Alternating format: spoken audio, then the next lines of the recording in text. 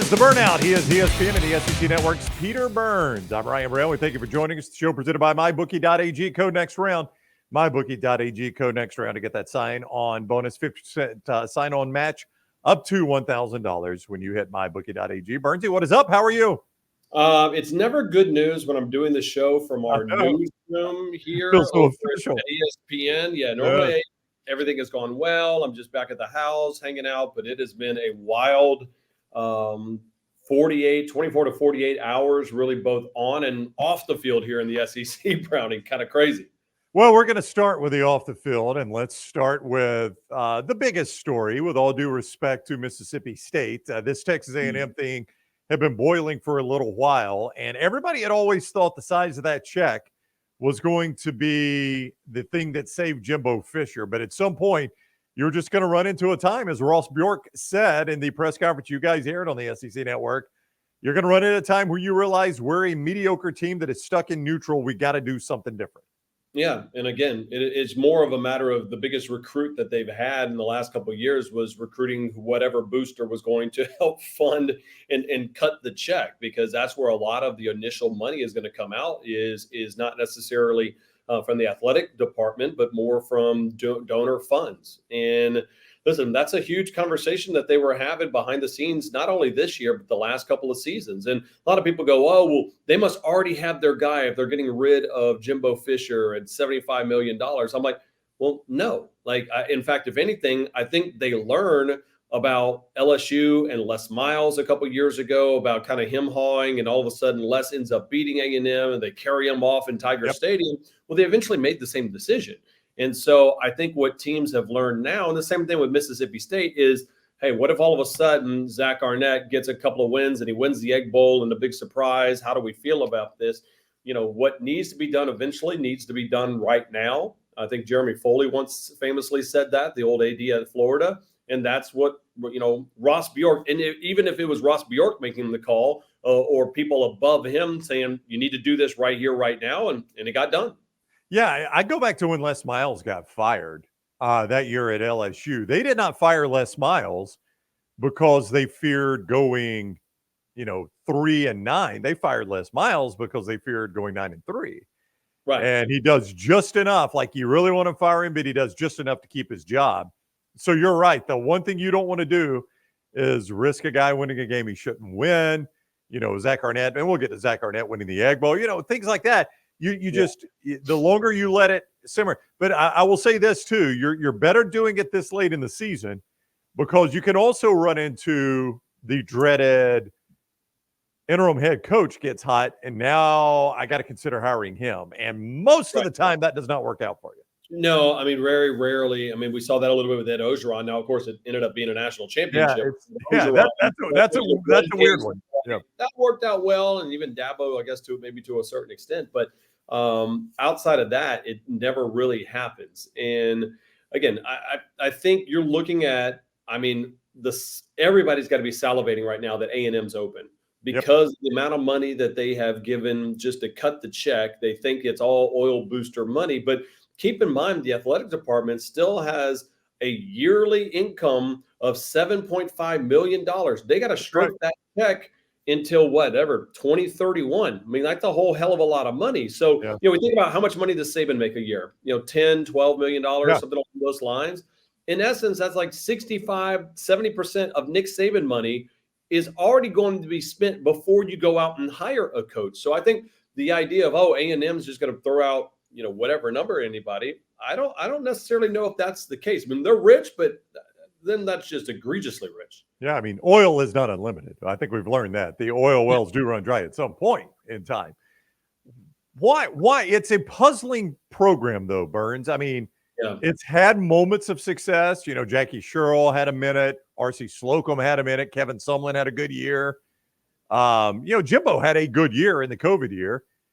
But it's just never been a program, in spite of the fact that they're located in Texas, which I'm always told is fertile recruiting ground. It is. I think they've got really good facilities. You've seen them with your own two eyes. You've been in them. Are they incredible.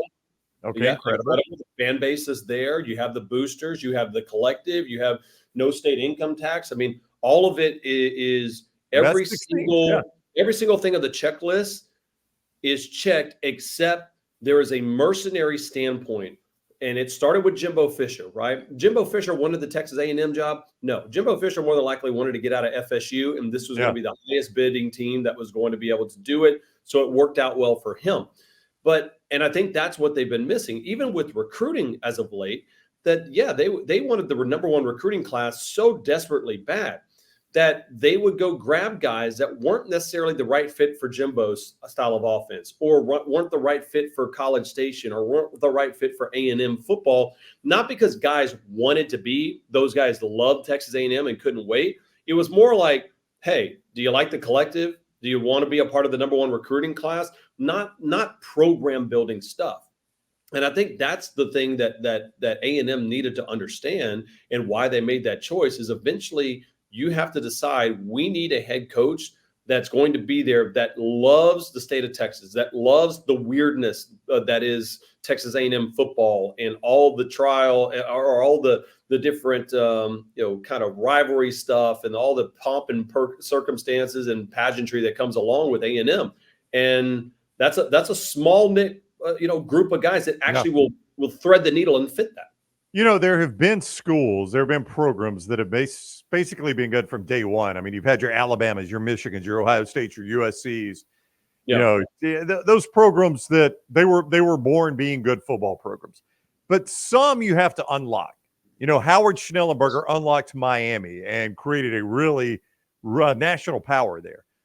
Steve Spurrier unlocked Florida. Nick Saban unlocked LSU. Those programs, which have had moments of greatness, they were not always great until a coach came in there and realized how to tap that potential. And that's what A&M's got to find. Yeah, I mean, you could say the same thing in a more of a recent thing in Athens with Kirby. It's like they were good. The bones were there. You didn't have to demolish the house. It was just a matter of, hey, how do you kind of renovate it to make it really stand out? And you're going to have names. I mean, get rid of the name Lane Kiffin. Lane Kiffin at A&M is just not going to be somebody that's going to fit. I don't think that's a fit with Ross Bjork. I don't believe that's a fit with the Regents. And again, especially after Lane went on this diatribe after not getting the Auburn job about how Oxford is near and dear to his heart and why he wants to stay there. You're not going to sell me the bill of goods that Lane Kiffin and A&M work. In theory, they do, but in theory, Jimbo Fisher was going to work over at Texas A&M, and how we saw that play out. I think Mike Elko is going to be a name. Obviously, people will talk about, because he was the D coordinator over there and has done a good job over it too. But to me, there was a no doubter at this point, and that no doubter to me is the guy just down the road in San Antonio, which is Jeff Traylor, the UTSA head coach. And it pains me to say, because I'm a UTSA guy. I know. I don't want to. I hope Jeff Traylor, they build a statue for him in front of there, like Nick Saban in Tuscaloosa. But I think you have to have a Texan through and through that would literally be right there along with Davy Crockett and Bowie at the Alamo to live his life and die for Texas. I think Jeff Traylor is that guy. And if he could do that at UTSA with a $300,000 recruiting budget, holy hell, what could he do with everything that A&M has? And you tell me, because you know this program, you know him, you know that area, because of his years as a Texas high school coach. I mean, I think he's pretty well thought of among those Texas high school guys, right? I mean, this would not be an outsider that has to come in and establish those connections. He's built with those connections. I mean, he's going to recruit the heck out of Texas. Yeah, and again, and listen, it's not as if Jimbo couldn't recruit. The thing is that he's already shown that he can recruit the right guys, because UTSA football had nothing. I mean, absolutely nothing. And between their new facilities that he helped do, the fundraising he helped do, and just for them to be where they're at in a team in a city that loves their Texas Longhorns or love their Aggies, that don't really care about UTSA football, and had them damn near undefeated last year. Again, I just think that you have to have a guy that can say, I know that there's a 3-star guy in Odessa that would be perfect for this program, not a 5-star kid out of California that Rivals or On 3 or Scout or all these guys end up loving. And that's why I think that's a no-brainer for me. Yeah, great insight on Jeff Traylor. And I've already seen his name out there a lot. It's going to be a popular name. Of course, Mike Elko, who's got the history there. You're and a lot of those Midwestern names. I think you're going to see a lot of Big 12 names. Lance Leipold is going to be interesting. No doubt. State. I mean, again, this is Jimmy Sexton and Trace Armstrong super agents. This is No doubt. their fever pitch dream is this time of year. Like, this is when they get their Christmas bonus. And Right. listen, Sexton's the most powerful man, maybe outside of Sankey in college football. It's not the athletic director at any other school or the college football playoff committee chairperson. It is Jimmy Sexton, the kingmaker. And at some point, the athletic departments here are got to understand that Jimmy Sexton doesn't care about you. Jimmy Sexton cares about his clients, and that's what makes Jimmy such a good agent. Like, hell, I want to hire Jimmy Sexton as my agent right now. But at some point, they just keep getting used and used against each other, and it's only going to hurt the athletic departments at the end of the road. All right, there is another SEC opening very quickly. We will discuss that in a moment. The Burnout presented by MyBookie.ag. Code next round when you sign on at MyBookie.ag. And they're going to do that initial deposit match of 50% up to $1,000. Up to $1,000.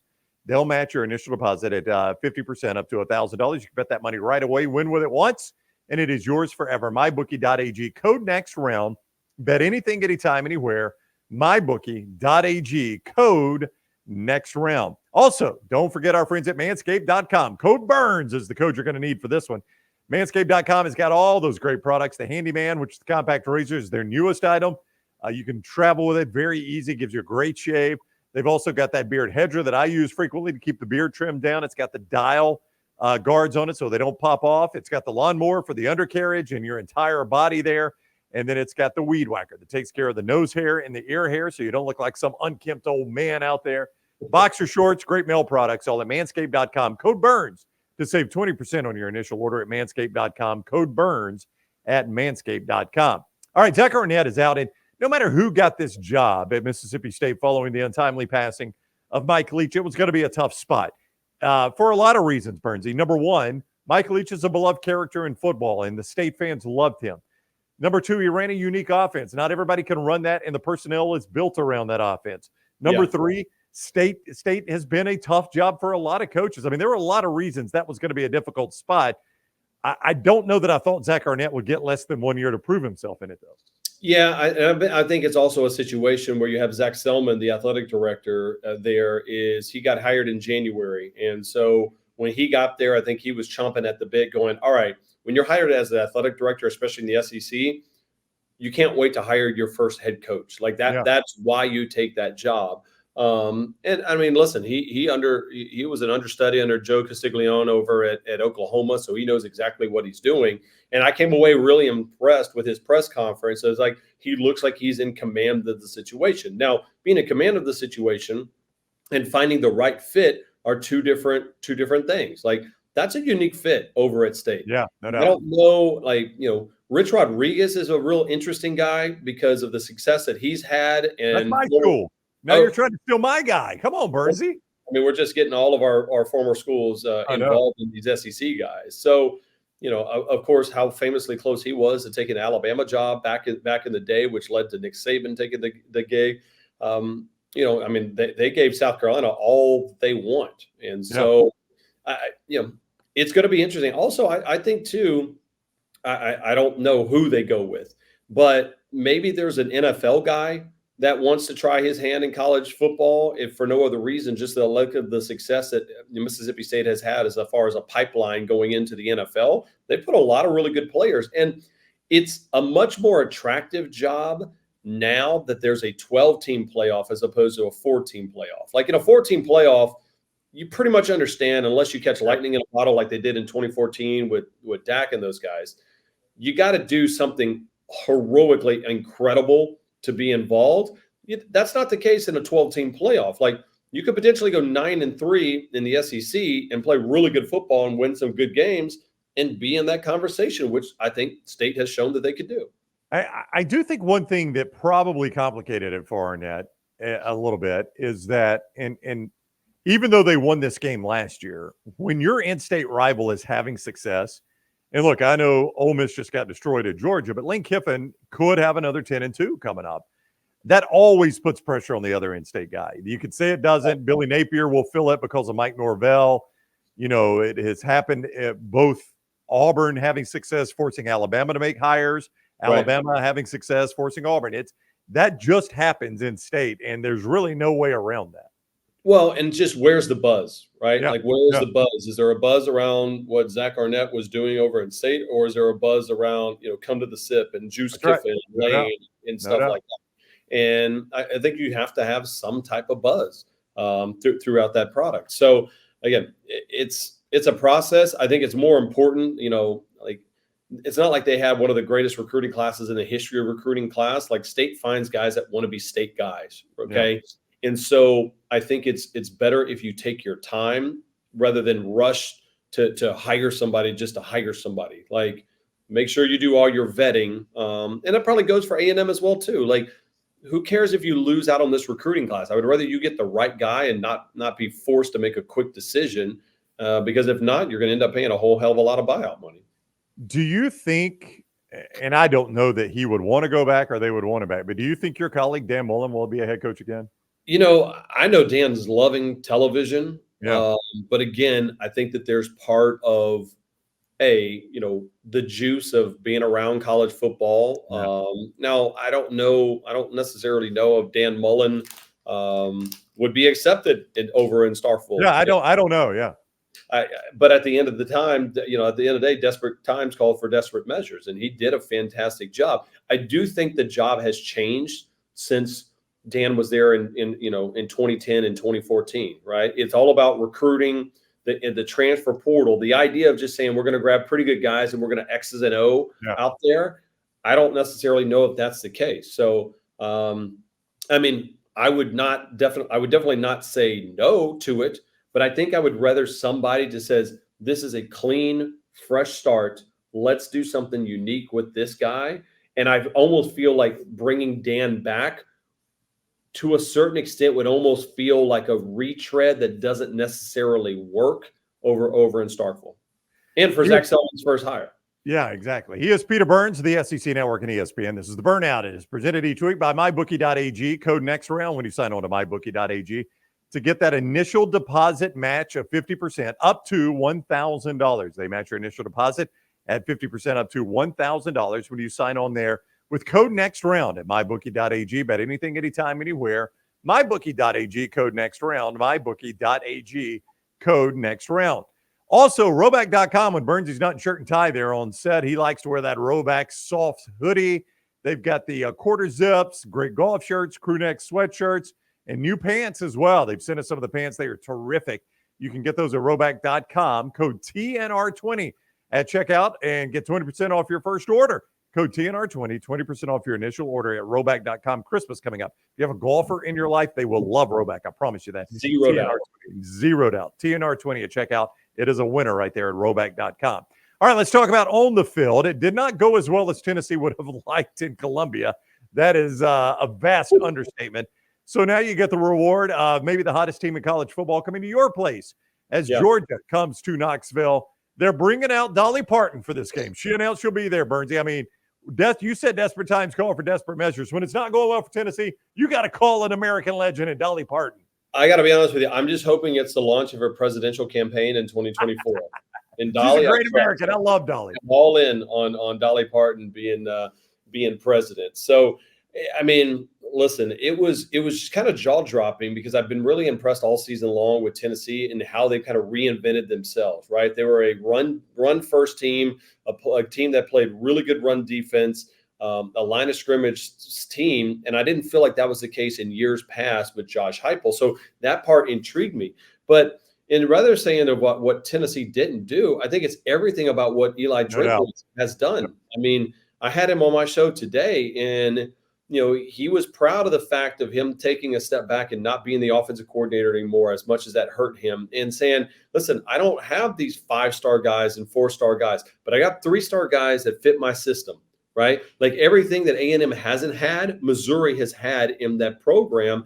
And he goes, it's important now because now I'm not recruiting, I'm selecting. And that is a monster difference. Kirby Smart selects people for his program. Nick Saban's always selected people for his program. That's what Missouri's building, and that's awesome for him. There were some really good coaching jobs in college football over the week. I thought Hugh Freeze did an excellent coaching job there at Auburn, just dominated Arkansas from the jump. But I thought Eli Drinkwitz's coaching job was different than what Hughes was. Hughes' team has been improving. They've been on this steady climb, and it just all clicked against Arkansas.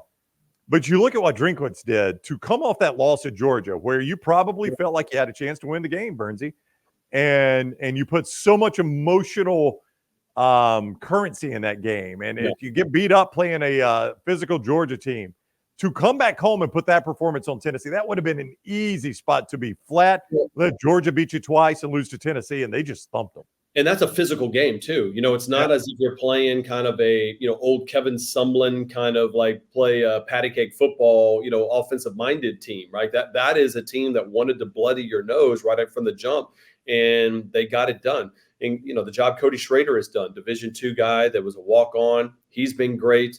Brady Cook, answering the bell when he wasn't the starter, for, right in fall camp, and him battling for that. Luther Burden staying there. I mean, they lost Dominic Lovett, but Theo Weiss shows up. So again, put some respect on Eli Drinkwitz's name.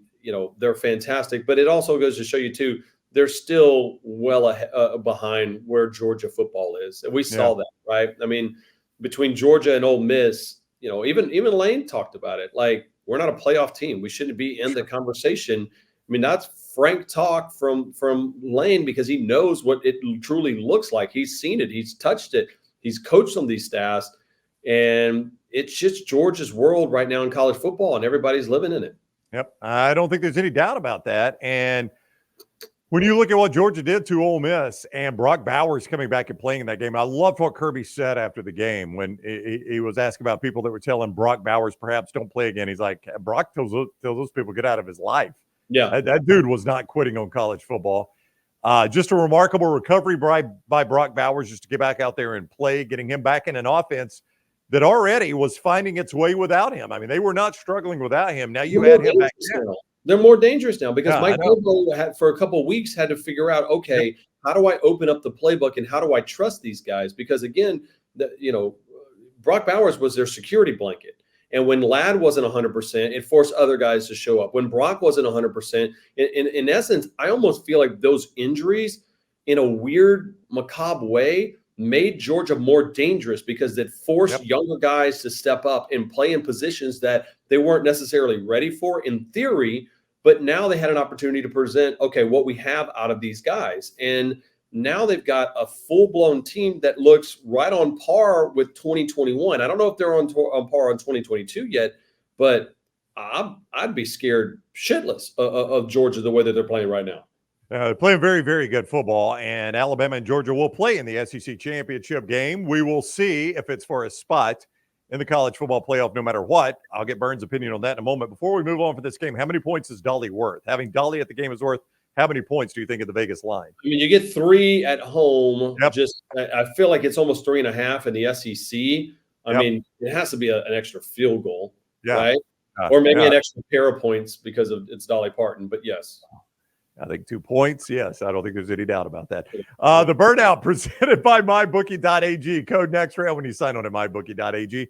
Bet anything, anytime, anywhere with MyBookie.ag. And when you make your initial deposit, they will match it 50% up to $1,000 at MyBookie.ag. Code next round at MyBookie.ag. Bet anything, anytime, anywhere with MyBookie.ag. Also, Lance'sLock.com is where you get the picks to play there. Lance Taylor coming off a 10-3 or 11-2, depending on which number you look at. But hey, we'll even say 10-3 out of 13 games in college football. Tremendous against the number. He had a bad weekend, Burnsy. Lance is very transparent about this. He had the worst weekend 2 weekends ago that he had ever had at Lance'sLock.com. And he said, you know what that means? I'm going to have one of my best weekends ever. And that's exactly what he did. So that's a guarantee. Does he have this guy winning the Heisman? I think he's been big on LSU all year. So I think that is a good looking jersey too. I think he might have him there. And I don't mind it one bit. I think Bo Nix is in the Vegas lead right now. But buddy, what Jaden Daniels is doing is incredible.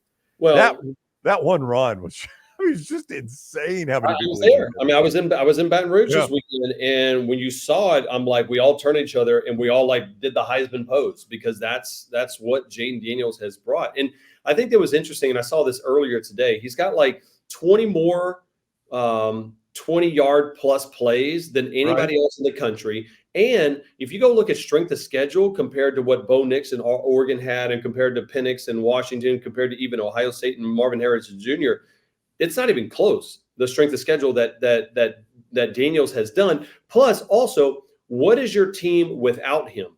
Right? Like, I still think Ohio State's pretty good without Marvin Harrison, right? I think Oregon actually would be still pretty damn good because of how complete they are as a team without Bo Nix. Michael Penix, not so much. But we saw what happens if Jaden Daniels not a part of LSU. They might be a 5-7 team. I know. I don't even know. Yeah. No, you're absolutely right. By the way, all that to say, lanceslight.com, daily, weekly, monthly, and season-long packages, lanceslight.com. Let's talk about one-loss scenarios. Yeah. The closer we get to this, I had thought all along a one-loss Alabama, one-loss Texas discussion was going to favor Texas head-to-head. I don't know that we're even going to get there because I think Texas is leaking oil right now. And Alabama may not get there either. They would have to get past Georgia to do it. But the closer we get, the more it looks like people are starting to believe that Alabama's the better team. Well, the way that Milroe has put it together, the way that they just absolutely crushed Kentucky over in Lexington. And the thing I think that's in helping them right now is two different things, but both for Georgia and both for Alabama. One, Auburn's starting to play extremely good football, right? Right. So you assume Auburn's going to win this weekend. If they do, then all of a sudden you're talking about a 8-3 team or 7-4 team going into the Iron Bowl. Right. And so there's going to be a lot of publicity around there. And then if they win that game, the way Georgia has started to look like clearly the most dominant team in college football, then I think you have to weigh, all right, what's the most impressive win all season long? To date, it's arguably Texas going into Tuscaloosa and winning by 10 early in the season. But the way that Georgia's trending right now, Brownie, to say that you went and beat Georgia, that's exactly right. Yep. On a neutral site, I think that trumps it to a certain extent. Now, again, it sucks because I always feel like, why even play the games if you're going to say one team on the road? I just don't think that you can get into these hypotheticals until we see 1 or 2 more extra weeks. Well, and I think we're about to get some chaos. I don't think it's outside of the realm of possibility that Texas loses at Iowa State Saturday or loses in the conference championship game. Yeah, Jonathan Brooks, their star running back, he's done for the remainder of the season. So that's right. So that has an impact there. I think Washington has a great chance of losing to Oregon State, which take away an undefeated. I don't think it's crazy to think about Florida State losing at Florida in the final game of the year. Florida State's played some lesser teams very close. Mm-hmm. It'll be a juiced nighttime environment in Gainesville. I don't think that's crazy to think about. And then perhaps, Louisville has been playing a little bit better, although they didn't play great against Virginia. So, again, strange things have happened. But right now we're hitting an absolute colossal Georgia-Alabama matchup as both of these things are like coming to a crescendo. Oh, I know. And it's, honestly, it ain't bad for college football. I'm not going to lie. Not going to lie. It is the Burnout with Peter Burns. MyBookie.ag code next round for that bonus of when you make your initial deposit, 50% sign-on match up to $1,000. They match at 50% up to $1,000 at MyBookie.ag. Code next round for that. Also, Manscaped.com, code Burns for 20% off your first order there at Manscaped.com. Christmas coming up.